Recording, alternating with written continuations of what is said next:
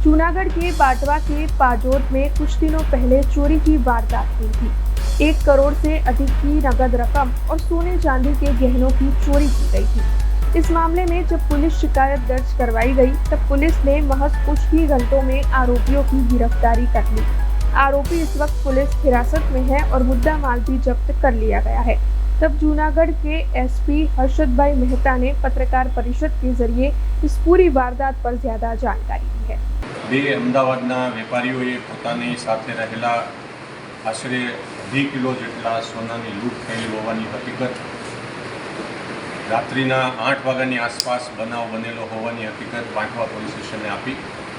તાત્કાલિક આ બંને ફરિયાદીઓની પૂછપરછ કરી એમની ફરિયાદ લેવામાં આવેલી।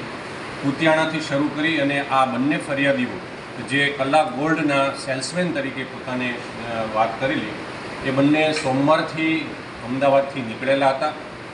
4 દિવસ એ જૂનાગઢમાં સક્કરબાગ પાસેની રોયલ ઇન હોટલમાં રોકાયેલા હતા અને આસપાસના સોનાના વેપારીઓ પાસે પોતાના વ્યવસાયના જે સેલ્સમેનના જે સેમ્પલ છે એ બતાવવા માટે ગયા હતા એવી હકીકત બતાવી હતી। અને લગભગ જૂનાગઢ શહેરના નેત્રમ સહિત 400થી વધારે સીસીટીવી કેમેરાને આ જોવાની એક ઝુંબેશ આ 2 દિવસમાં ચાલેલી।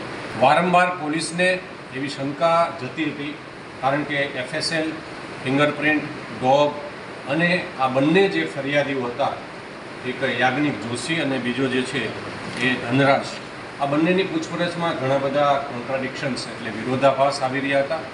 પોલીસે પૂછપરછ કરતાં એમણે ત્યાંથી કટર પણ લીધેલું અને એ જ કટરનો ઉપયોગ આ ધનરાજના પીઠમાં જે ચરખા કરવામાં થયેલો હોવાની પણ એક આશંકા થઈ અને એના કારણે એની આરોપીની પૂછપરછ કરતાં કબૂલાત થઈ।